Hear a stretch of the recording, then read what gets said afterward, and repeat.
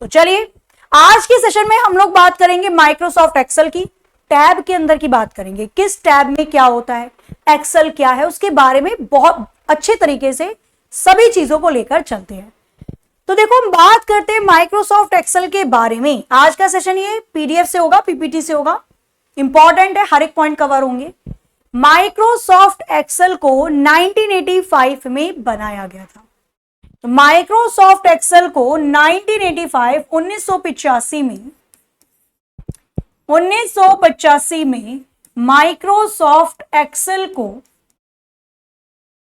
बनाया गया था, रिलीज किया गया था या बनाया गया था। और चलो, माइक्रोसॉफ्ट एक्सेल एक स्प्रेडशीट अनुप्रयोग है जिसकी रचना और वितरण माइक्रोसॉफ्ट ने अपनी माइक्रोसॉफ्ट विंडो और मैक ओएस एक्स के लिए तैयार किया था। यह अनुप्रयोग माइक्रोसॉफ्ट ऑफिस का एक भाग है। आप ऐसा कह सकते हो, माइक्रोसॉफ्ट एक्सेल को माइक्रोसॉफ्ट कंपनी के द्वारा बनाया गया, यह हम सभी जानते हैं। माइक्रोसॉफ्ट कंपनी के द्वारा विंडो और मैक ऑपरेटिंग सिस्टम के लिए बनाया गया। तो माइक्रोसॉफ्ट कंपनी ने माइक्रोसॉफ्ट एक्सेल को विंडो और मैक ऑपरेटिंग सिस्टम के लिए बनाया था। ठीक है जी, आगे आ जाते हैं। अब हम बात कर रहे हैं इस वाले पार्ट की। अब इस वाले पार्ट को देखकर आप बिल्कुल भी नहीं घबराएंगे। पीडीएफ में दे रखा है ताकि आपको टू द पॉइंट चीजें साफ साफ दिखें, पर मैं एक बार आपको बनाकर भी बता दूंगी। ठीक है, बनाकर बताने से पहले मैं कुछ पॉइंट्स आप लोगों को क्लियर कर दूं, फिर मैं आपको ये विंडो बताती हूं। हम बात कर रहे हैं माइक्रोसॉफ्ट एक्सेल के बारे में, एमएस एक्सेल के बारे में। ठीक है, तो माइक्रोसॉफ्ट एक्सेल का इस्तेमाल स्प्रेडशीट को बनाने के लिए, स्प्रेडशीट को ही वर्कशीट भी कहा जाता है, दोनों एक ही चीज है।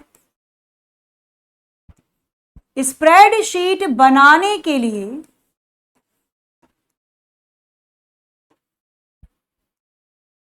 डेटा को रो और कॉलम में लिखने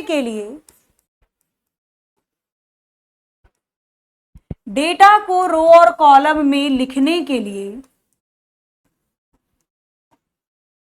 माइक्रोसॉफ्ट एक्सेल का इस्तेमाल किया जाता है। माइक्रोसॉफ्ट एक्सेल का यूज होता है या इस्तेमाल किया जाता है।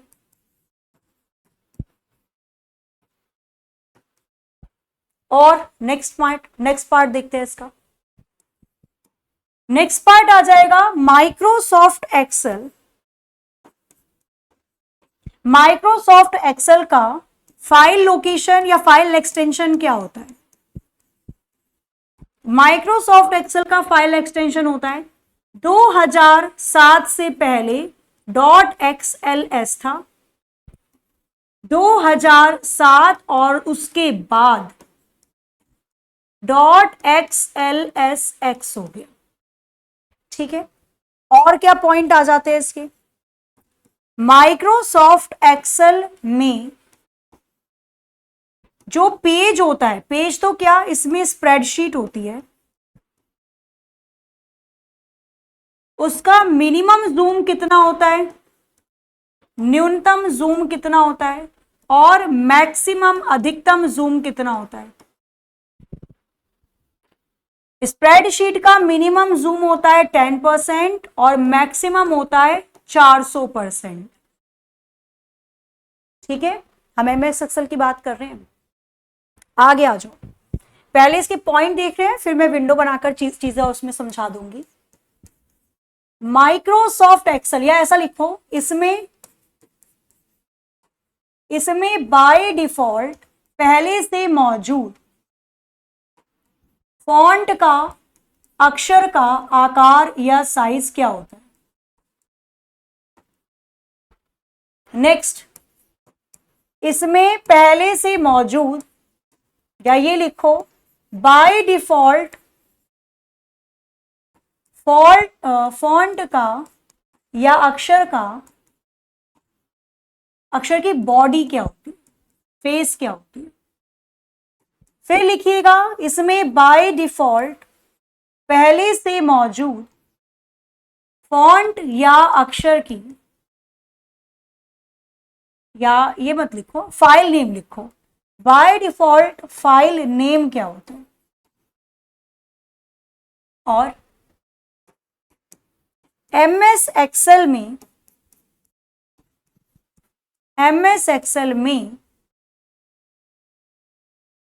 फॉन्ट अक्षर,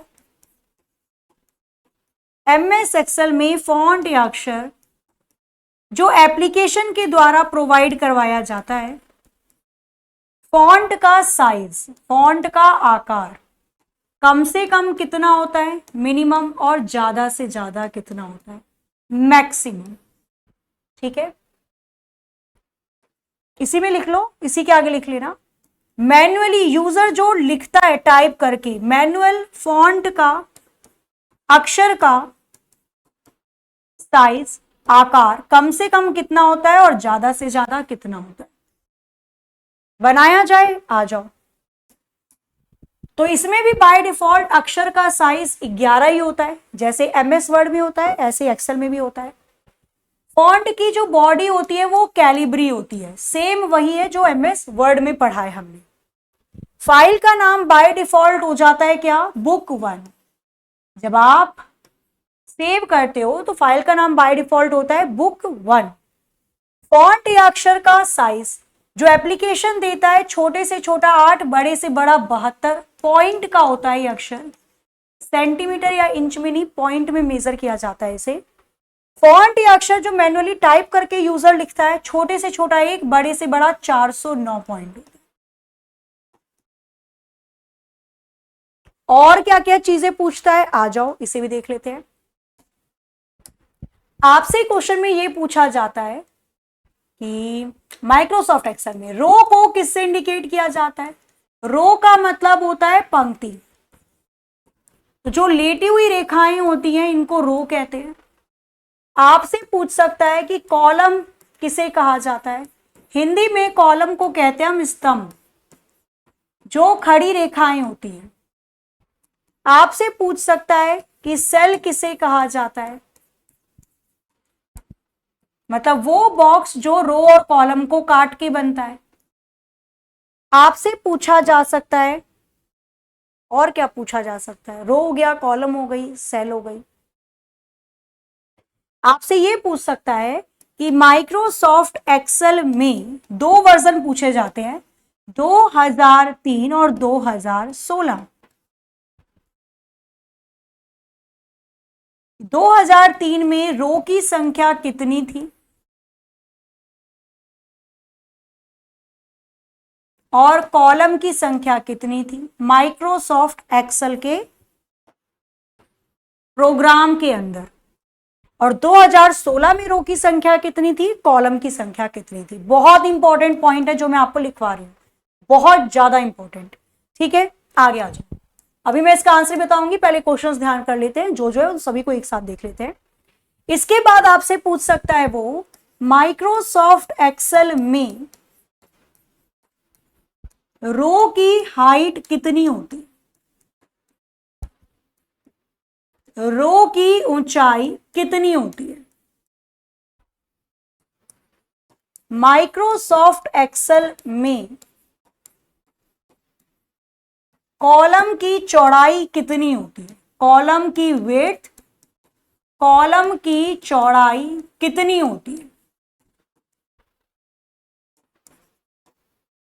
माइक्रोसॉफ्ट एक्सेल में या ऐसा लिखो, एक सेल में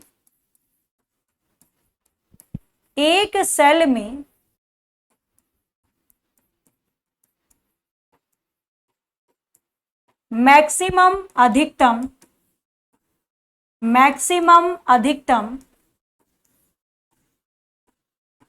कितने अक्षर लिखे जा सकते हैं।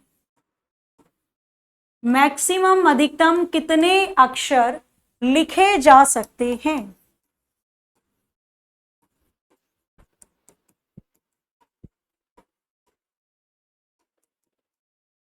आपसे पूछ सकता है सेल का एड्रेस क्या होता है, इसके बारे में बहुत सारी चीजें आ जाएंगी। नेक्स्ट, पहले सेल का एड्रेस क्या होता है,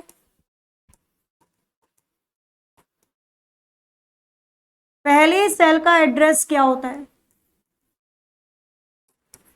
अंतिम लास्ट वाले सेल का एड्रेस क्या होता है, लास्ट वाले सेल का एड्रेस क्या होता है, पहले सेल में जाने के लिए कौन सी शॉर्टकट की का इस्तेमाल किया जाता है,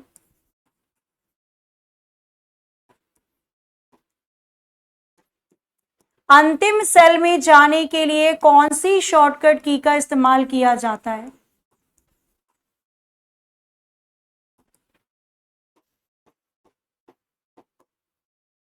एक सेल नीचे जाने के लिए कौन सी शॉर्टकट की का इस्तेमाल किया जाता है, एक सेल ऊपर, ये आपने एमएस वर्ड में भी पढ़ा है, एक सेल ऊपर जाने के लिए कौन सी शॉर्टकट की का इस्तेमाल किया जाता है,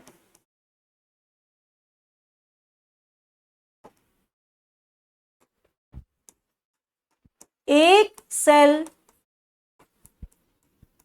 दाईं ओर जाने के लिए, राइट साइड जाने के लिए कौन सी शॉर्टकट की का इस्तेमाल किया जाता है,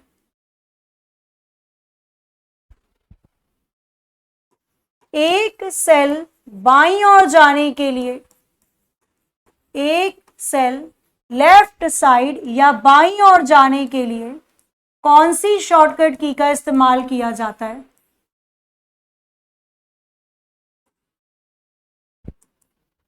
और क्या पूछेगा, सेल को एडिट करने की शॉर्टकट की क्या होती है, माइक्रोसॉफ्ट एक्सेल में टाइम को डालने के लिए कौन सी शॉर्टकट की का इस्तेमाल किया जाता है, डेट को डालने के लिए कौन सी शॉर्टकट की का इस्तेमाल किया जाता है,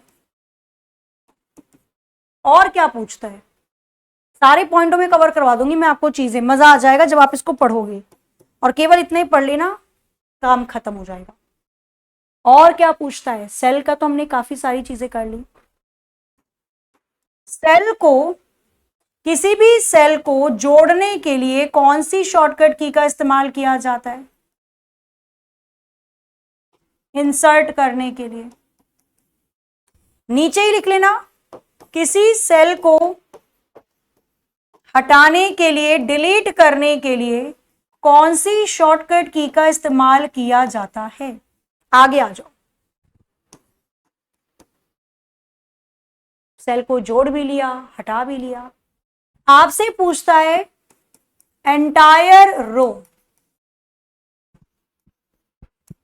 पूरे रो को हाइड करने के लिए, एंटायर सेलेक्टेड रो, जो भी रो आपने सेलेक्ट किया है, पूरे रो को हाइड करने के लिए, छिपाने के लिए कौन सी शॉर्टकट की का इस्तेमाल किया जाता है, और एंटायर सेलेक्टेड कॉलम, पूरे कॉलम को सेलेक्ट करने के लिए, पूरे कॉलम को, सॉरी सेलेक्ट नहीं, छुपाने के लिए कौन सी शॉर्टकट की का इस्तेमाल किया जाता है, और एंटायर रो, पूरी रो को हाईलाइट करने के लिए, सेलेक्ट करने के लिए कौन सी शॉर्टकट की का इस्तेमाल किया जाता है, पूरे कॉलम को सेलेक्ट करने के लिए या हाईलाइट करने के लिए कौन सी शॉर्टकट की का इस्तेमाल किया जाता है,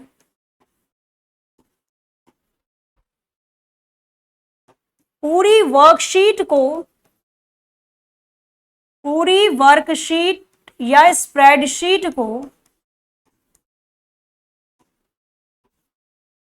हाईलाइट करने के लिए या सेलेक्ट करने के लिए कौन सी शॉर्टकट की का इस्तेमाल किया जाता है? तो पहले जितना हमने लिखा है इन सबको कर लेते हैं, आगे की बाद में देख लेंगे, क्योंकि ये सारे हमने काफी सारी चीजें लिख ली, अब इसके अंदर लिखते हैं। ये जरूरी इसलिए होता है ताकि कोई पॉइंट भूल ना जाए। मेरे दिमाग में जो जो चलता रहता है क्वेश्चन वो मैं साथ के साथ लिखती हूँ, और ये वही क्वेश्चन होते हैं जो आपके एग्जाम में आए होते हैं, या दिल्ली पुलिस कांस्टेबल या Delhi police head constable, SSC CGL mains, इन सब में हरियाणा का एग्जाम हो गया। आ जाओ। तो पंक्ति को किसे कहते हैं? रो होती है पंक्ति, लेटी हुई रेखाएं। रो को नंबर से या संख्या से डिनोट किया जाता है, 1 2 3 4 एंड सो।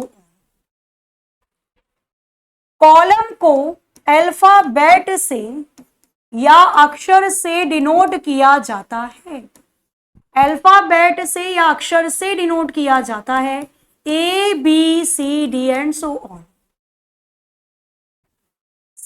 सेल को क्या कहते हैं? तो जहां पे रो और कॉलम एक दूसरे को इंटरसेक्ट करते हैं उस पॉइंट को सेल कहा जाता है। सेल का एड्रेस कैसे लिखा जाता है?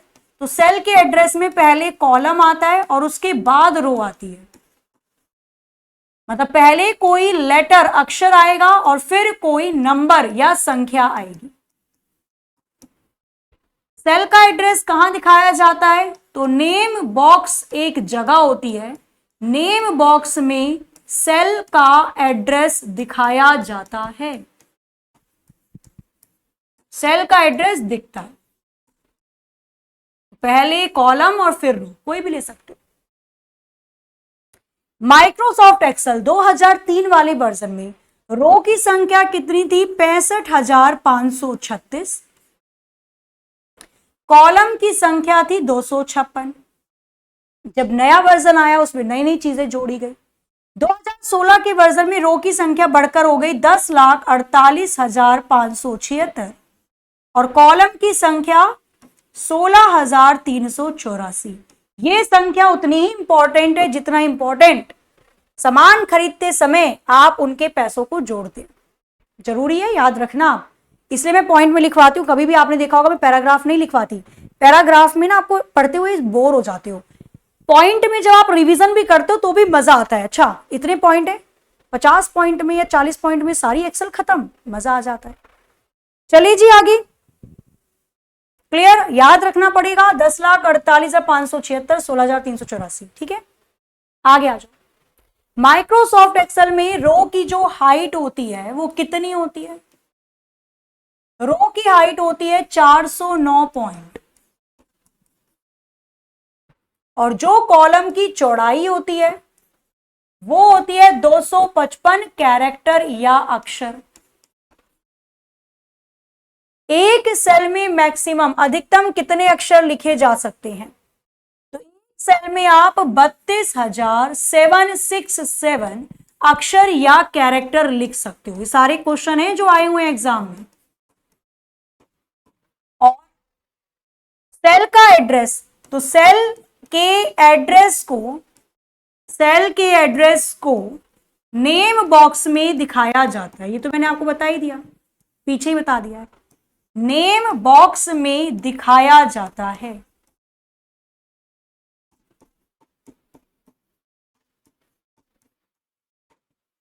ठीक है, हमारी कोई स्लाइड है जो छूटी है? एक नहीं, कोई भी नहीं छूटी है, सही चल रही है। आगे आ जाओ।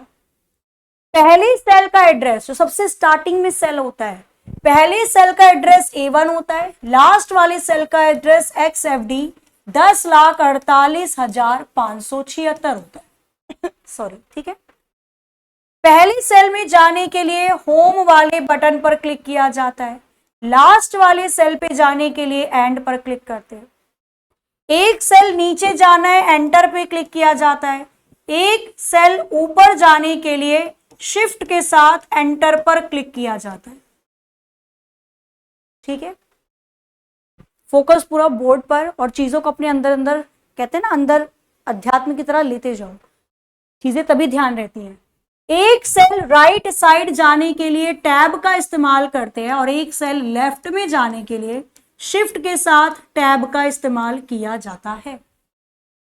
सेल को एडिट करने के लिए F2 का यूज करते हैं। सेल को एडिट करने का मतलब सेल के अंदर जाने के लिए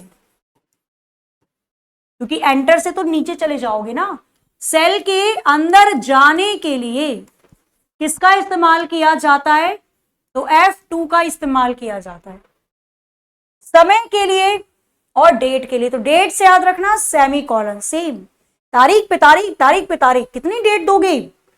तो डेट के लिए कंट्रोल के साथ सेमी कॉलन का इस्तेमाल किया जाता है और टाइम को दिखाने के लिए कंट्रोल शिफ्ट के साथ कॉलन का इस्तेमाल किया जाता है।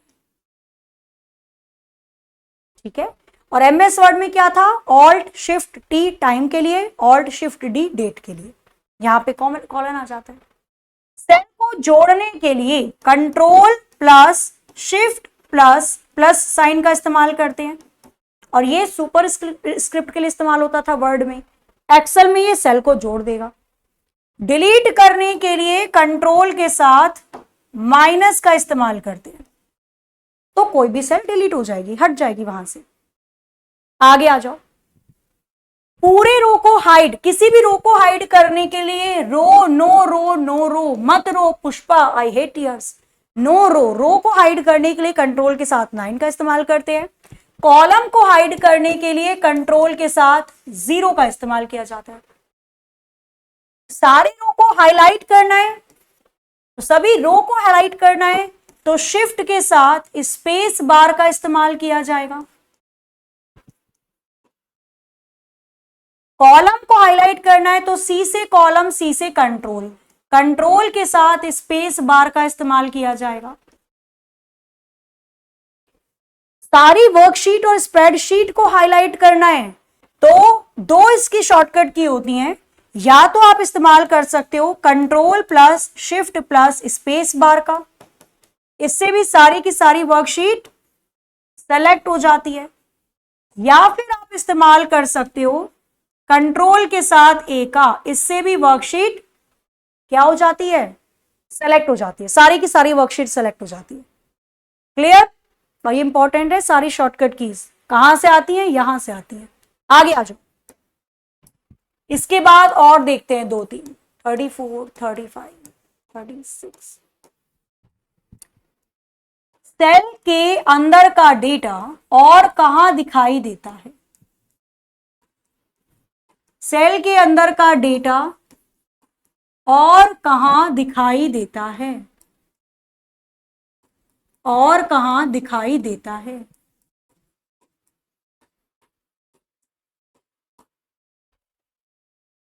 फॉर्मूले लिखने से पहले, फॉर्मूला लगाने से पहले,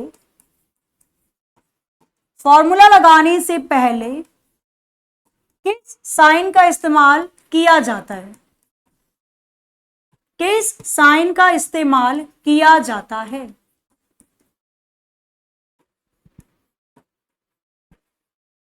और क्या बोलेगा? फॉर्मूला हो गया, सेल के अंदर का डेटा हो गया। मैक्रो के लिए कौन सी शॉर्टकट की का इस्तेमाल किया जाता है? मैक्रो के बारे में सारी चीजें ऑलरेडी आपको पता है। इसके बाद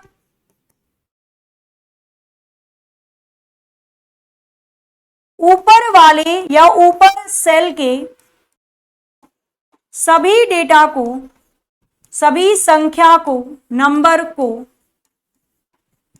सभी डेटा को, सभी संख्या को, नंबर को जोड़ने के लिए, ऐड करने के लिए कौन सी शॉर्टकट की का इस्तेमाल किया जाता है?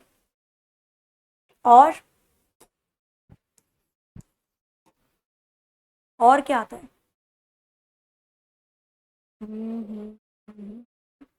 सेल के अंदर का मैंने सारी चीजें लिखी दी है। फॉर्मूले वाला भी हो ही गया है हमारा। फॉर्मूले तो मैं आपको कल परसों बताऊंगी, ठीक है? आज तो अभी हम केवल इसके पॉइंट कर रहे हैं।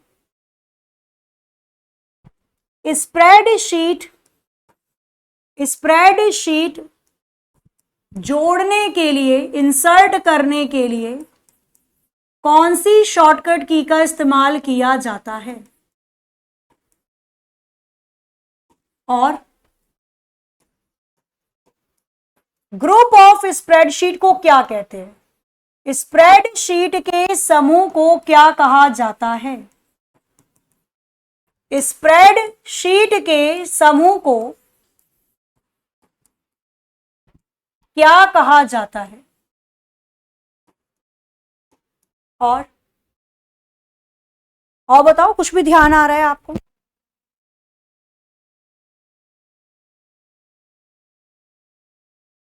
स्प्रेडशीट से रिलेटेड आपसे पूछ सकता है ओल्ड वर्जन पुराने वाले वर्जन में, ओल्ड वर्जन पुराने वर्जन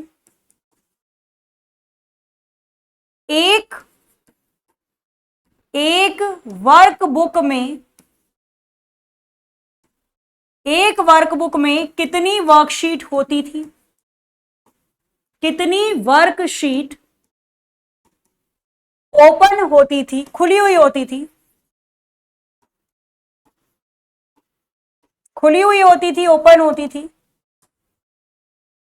इसी में आपसे यह भी पूछ सकता है, बस ओल्ड की जगह न्यू दे देगा, ओल्ड की जगह न्यू दे देगा। नए वाले वर्जन में एक वर्कशीट में कितनी एक वर्कबुक में कितनी वर्कशीट खुली होती है? आ जाओ। तो सेल के अंदर के डेटा को और कहां दिखाई देता है? सेल के अंदर का डेटा, तो सेल के अंदर का डेटा और फॉर्मूला बार में दिखाई देता है। तो जो सेल के अंदर लिखा हुआ है वो फॉर्मूला बार में भी दिखाई देगा। ठीक है, फॉर्मूला लगाने से पहले किस साइन का इस्तेमाल किया जाता है? तो इक्वल टू वाले साइन का इस्तेमाल किया जाता है, तभी फॉर्मूला काम करेगा, नहीं तो नहीं करेगा। मैक्रो को लगाने की शॉर्टकट की होती है ऑल्ट के साथ F8। मैक्रो एक प्रोग्राम है, वीबी, विजुअल बेसिक भाषा पर आधारित एक प्रोग्राम है, आधारित एक प्रोग्राम है। ठीक है, और काम क्या होता है मैक्रो का?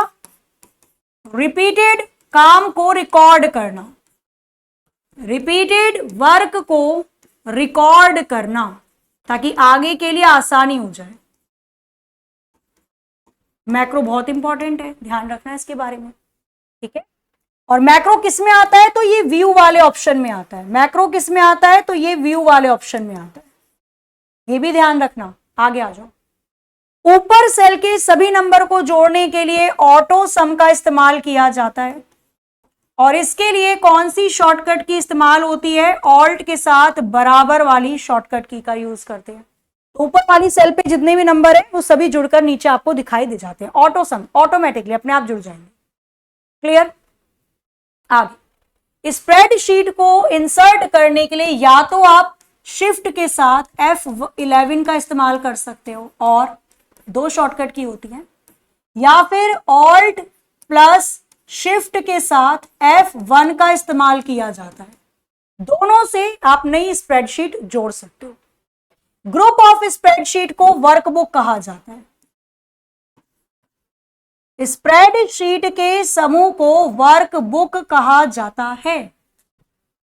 पुराने वाले वर्जन की वर्कबुक में बाय डिफॉल्ट पहले से ही 3 वर्कशीट खुली होती थी, बाय डिफॉल्ट 3 वर्कशीट ओपन होती थी। लेकिन नए वाले वर्जन में पहले से ही बाय डिफॉल्ट केवल एक वर्कशीट खुली हुई होती है, केवल एक वर्कशीट खुली हुई होती है। क्लियर? देख रहे हो यहां पे, ये मान के चलो 40 से 50 में पूरा खत्म हो जाएगा, केवल वो वाला पोर्शन जो एग्जामिनर आपको बार बार परेशान करने के लिए देता था। बताओ, था इस बेचारे के अंदर कुछ भी ऐसा? कितना मासूम सा तो ये था। इसके बाद हम बात कर लेते हैं नेक्स्ट, और देखो क्या क्या चीजें होती हैं अगर हम बात करते हैं एक्सेल के अंदर। वर्तमान वाले सेल को क्या कहा जाता है? वो सेल जिस पे आप काम कर रहे हो उसे क्या कहते हैं? प्रेजेंट सेल के बारे में सारी चीजें यहां पे आ जाएंगी। नेक्स्ट, और क्या क्या आ सकता है और क्या पूछता है वो आपसे? कॉपी पेस्ट के लिए सेम वही कमांड होंगी, सी और वी। हाँ, ये पूछेगा शिफ्ट के साथ F2 का इस्तेमाल किसके लिए किया जाता है? ये देख लेना, ये तो पढ़ा ही आपने। कंट्रोल के साथ F1 का इस्तेमाल किसके लिए होता है? और कंट्रोल शिफ्ट के साथ F1 का इस्तेमाल किसके लिए होता है? और F5 का इस्तेमाल MS एक्सेल में किसके लिए किया जाता है? F5 क्या करेगा? 45 हो गया, 46। चार्ट बनाने के लिए, चार्ट बनाने के लिए, चार्ट बनाने के लिए कौन सी फंक्शन की का इस्तेमाल किया जाता है?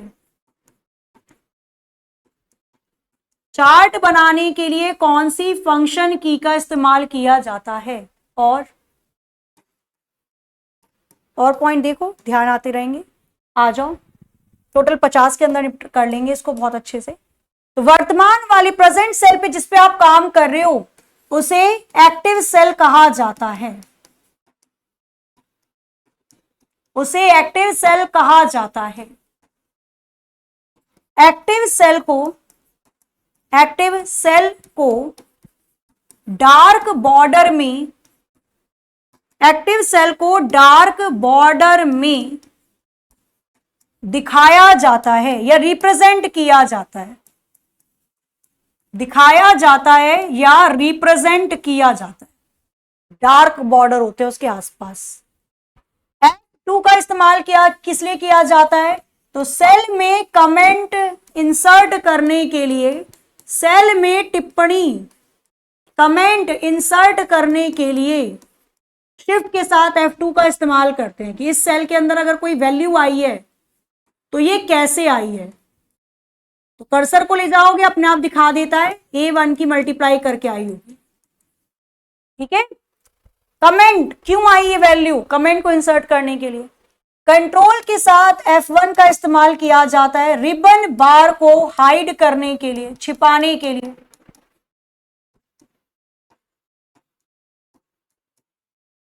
कंट्रोल शिफ्ट F1 का इस्तेमाल किया जाता है ऑल, सभी बार को हाइड या छिपाने के लिए।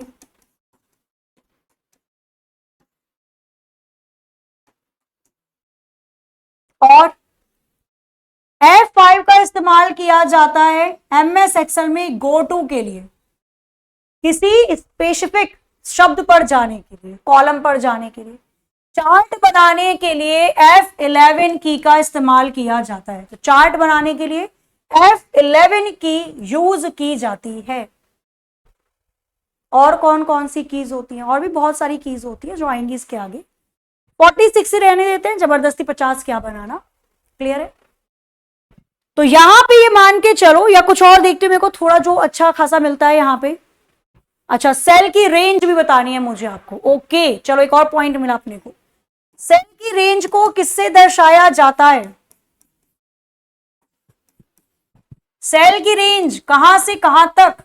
A1 से B7 तक। तो सेल की रेंज के लिए ये वाला साइन कॉलन का इस्तेमाल किया जाता है। कहां से कहां तक की सेल ले रहे हो, सेल रेंज के लिए साइन का इस्तेमाल किया जाता है। आगे आ जाओ, और कौन कौन से पॉइंट आ जाएंगे? मैंने इसके आपको बता ही दिया। ओपन करने की कमांड, माइक्रोसॉफ्ट एक्सेल को ओपन करने की कमांड क्या होती है? जैसे वर्ड की हमने पढ़ी, बताइए आप में से किसी को पता है तो फटाफट से। माइक्रोसॉफ्ट एक्सेल को ओपन करने की कमांड, कीबोर्ड खराब है आपको, सॉरी कीबोर्ड नहीं, माउस खराब है, आपको टाइप करके करना है, तो किसका इस्तेमाल करोगे?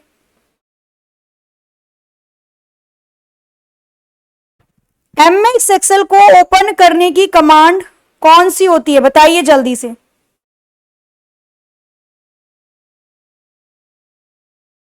तो MS एक्सेल को ओपन करने की कमांड होती है excel.exe।